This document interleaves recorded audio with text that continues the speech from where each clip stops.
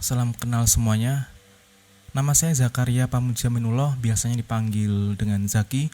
Saat ini saya berprofesi sebagai dosen sastra Jawa di Universitas Gadjah Mada dengan keahlian filologi Jawa kuno. Untuk yang belum tahu filologi itu apa, filologi itu adalah ilmu yang mempelajari tentang naskah-naskah atau manuskrip peninggalan masa lalu.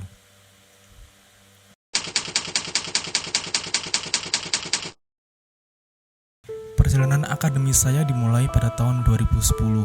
Pada saat itu saya memilih jurusan sastra Jawa yang pada saat itu bernama Sastra Nusantara sebagai pilihan pertama ketika saya masuk ke Universitas Gadjah Mada. Pada saat itu pula teman-teman SMA saya, kemudian guru-guru saya bertanya kepada saya, "Kamu kok milih jurusan seperti itu? Nanti kedepannya kamu mau jadi apa? Bagaimana masa depan kamu?" Saya jawab, "Ya, saya tidak tahu. Yang penting saya selalu tulus dalam menjalani proses sehingga membuktikan bahwa saya bisa sampai di titik seperti ini." Kemudian singkat cerita tahun 2015 saya lulus dari Universitas Gadjah Mada. Kemudian saya baru melanjutkan studi master saya pada tahun 2017 ke Perancis memakai beasiswa LPDP. Tentunya selama selang 2 tahun antara tahun 2015 dan tahun 2017 saya menjalani kursus bahasa Perancis selama kurang lebih setahun dan kemudian setahun saya pakai untuk mencari pengalaman kerja.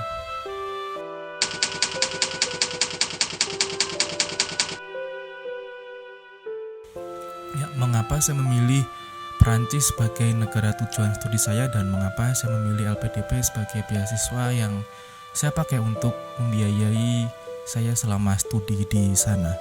Baik, alasan utama dan alasan terbesar saya mengapa saya memilih Perancis karena di sana, tepatnya di kampus yang saya tekuni, yaitu di EPHE, di EPHE atau École Pratique des Hautes Études.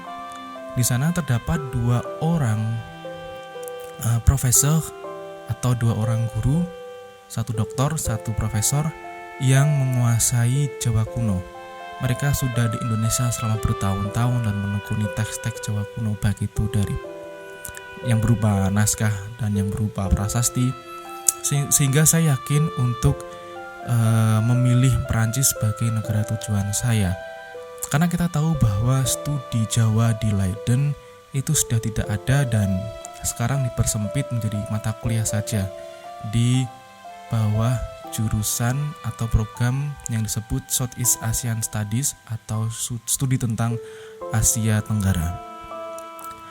Sebenarnya kalau dibandingkan dengan Belanda, dibandingkan dengan Leiden utamanya, Perancis memiliki koleksi yang cukup sedikit dibandingkan perpustakaan Leiden yang memiliki ribuan naskah-naskah Jawa dan beberapa naskah Jawa kuno. Tetapi yang kalian perlu ketahui, meskipun saya sekolah di Perancis, saya setiap semester itu sekali 2 kali pasti menyempatkan diri ke Leiden untuk mencari data di sana. Jadi bukan berarti kemudian ketika saya membeli Perancis saya tidak dapat mencari data yang berhubungan dengan naskah Jawa di Leiden, tidak seperti itu. Tetapi itu dapat dilakukan dengan mudah karena akses penelitian, akses dunia akademik di luar negeri itu sangat terbuka, dan itu yang membuat saya sangat termotivasi untuk belajar di sana. Lalu mengapa saya memilih LPDP? Itu sebenarnya sangat sederhana, karena LPDP itu memberikan cobaan terbesar bagi hidup saya. Mungkin teman-teman bertanya, cobaan apa sih mas itu? Ya, kalau kalian bertanya seperti itu, saya akan menjawab cobaan itu adalah kenikmatan. Kok bisa mas? Ya karena LPDP memiliki fasilitas yang sangat berlimpah, dari mulai biaya tiket pulang pergi, kemudian living allowance, kemudian juga settlement allowance, terus juga biaya buku, ada biaya seminar dan lain segala macam. Pokoknya LPDP itu sangat biang organisasi atau sangat bagus dalam pengelolaannya, sehingga semua awardingnya itu sangat terfasilitasi dalam hal waktu, dalam hal uang dan lain segala macam, sehingga awardee hanya diminta untuk fokus belajar saja. Tetapi pada pada kenyataannya dengan banyaknya fasilitas yang seperti itu, ternyata awardee banyak yang lupa.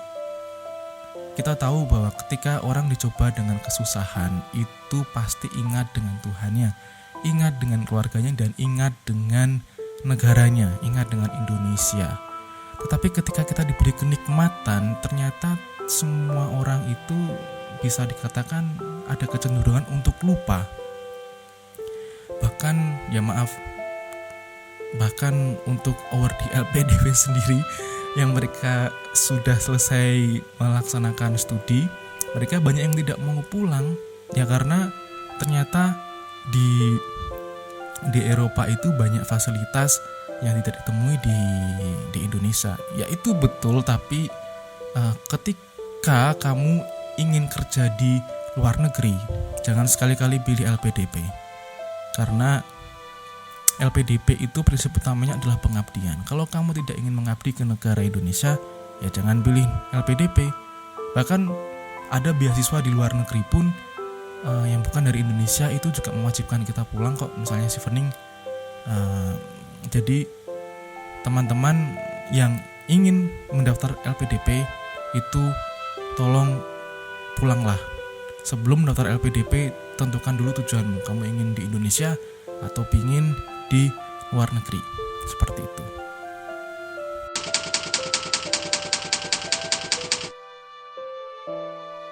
Bagaimana sih cara untuk mendapatkan beasiswa LPDP? Ya, untuk bisa mendapatkan beasiswa LPDP itu, coba deh kalian selalu update linknya di bawah ini atau di atas ya. Ya, pokoknya kalian selalu kunjungi laman tersebut dan selalu update informasi penting yang ada di dalamnya. Biasanya LPDP itu setiap tahunnya itu ada perubahan, baik dari sisi administrasi dasarnya ataupun tesnya setelah administrasi dasar, ataupun universitas tujuan studi Anda. Biasanya di tahun keberangkatan saya tahun 2017 itu masih diperbolehkan untuk pindah universitas, karena kebetulan pada saat itu kampus saya itu tidak terdaftar di daftar kampus tujuan LPDP. Saya diizinkan untuk melakukan perpindahan, tetapi sekarang ini tidak bisa. Kemudian selain kalian harus teliti dalam membaca persyaratan-persyaratan yang ada di link tadi, di laman tadi, kalian yang paling penting juga adalah persiapan bahasa. Itu yang sangat membutuhkan waktu, dan biasanya teman-teman itu meluangkan waktu itu biasanya sampai bertahun-tahun untuk belajar bahasa. Jadi saya tekankan lagi, bahasa itu menjadi aspek yang penting ketika teman-teman ingin studi ke luar negeri. Saya punya cerita ataupun cerita dari teman-teman saya sendiri yang ada di luar negeri pada waktu itu, yang satu negara ataupun yang beda negara. Mereka biasanya kesusahan dalam hal menulis, dalam hal berbicara. Wah, mereka sangat lancar sekali, sangat fluent dan luar biasa. Pokoknya sudah seperti orang luar negeri lah mereka ngomongnya. Tetapi ketika disuruh menulis, mereka harus revisi berkali-kali. Bahkan sampai kadang-kadang itu profesor ataupun dosen mengomentari, ini maksudnya apa? Saya tidak bisa mengerti maksudmu. Kamu mau ngomong apa? Dan lain segala macam. Itu sering terjadi. Bahkan saya sendiri pun seperti itu. Ya, ini yang menjadi PR bagi kita, bahwa persiapan yang harus kita melalui, harus kita laksanakan sebelum kita keluar negeri itu sangat banyak sekali. Jadi teman-teman harus semangat ya. Harus semangat dan jangan putus asa.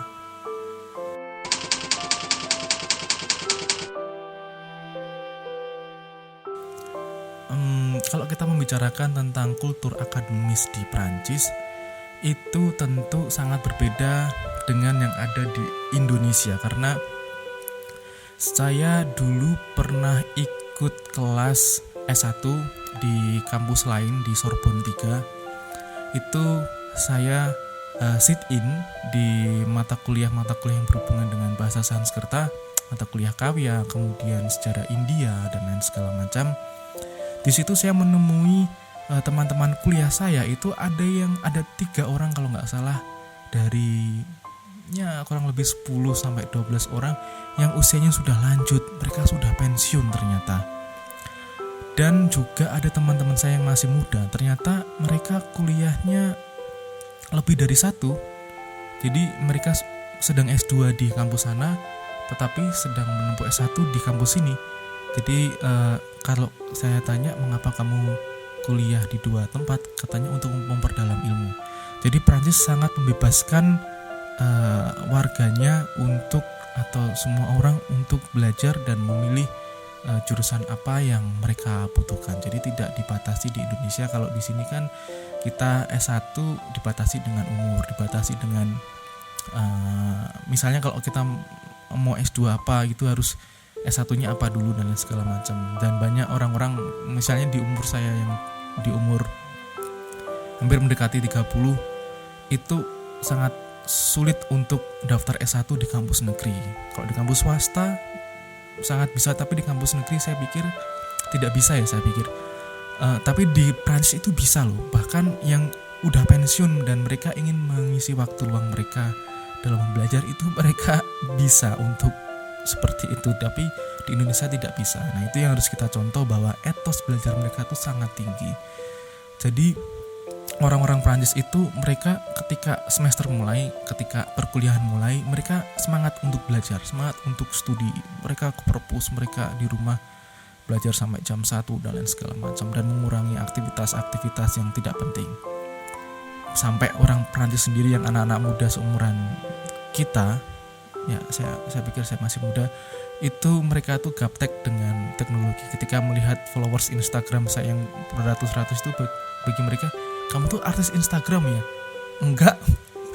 Ini di Indonesia saja bisa sampai ribuan dan itu belum tergolong artis. Di Prancis sendiri ketika followers itu sudah sampai ribuan, 1000, 2000 itu sudah dianggap sebagai artis. Itu luar biasa. Jadi etos belajar yang luar biasa yang harus kita contoh dan tidak mengenal usia.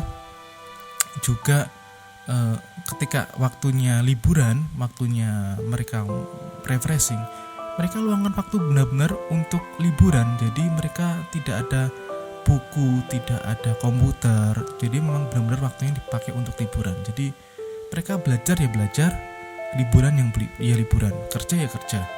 Jadi seperti itu yang harus kita contoh.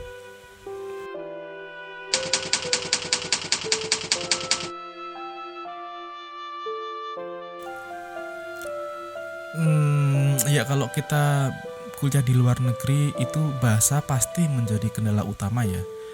Tetapi ada kendala lain, misalnya di sini yang biasanya kita menjadi mayoritas, di sana kita menjadi minoritas. Kita yang harus perlu ingat adalah itu.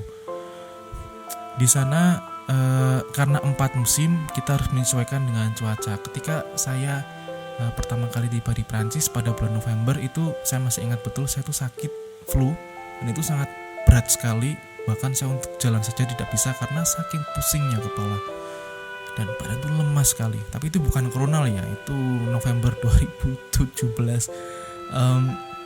Di saat yang seperti itu ternyata tubuh saya sedang mengalami penyesuaian, adaptasi terhadap cuaca dan iklim di sana, iklim dingin, karena pada waktu itu sudah memasuki musim dingin dan suhu itu bisa 10 derajat Celcius atau bisa 15 derajat Celcius. 17 itu tergolong hangat loh.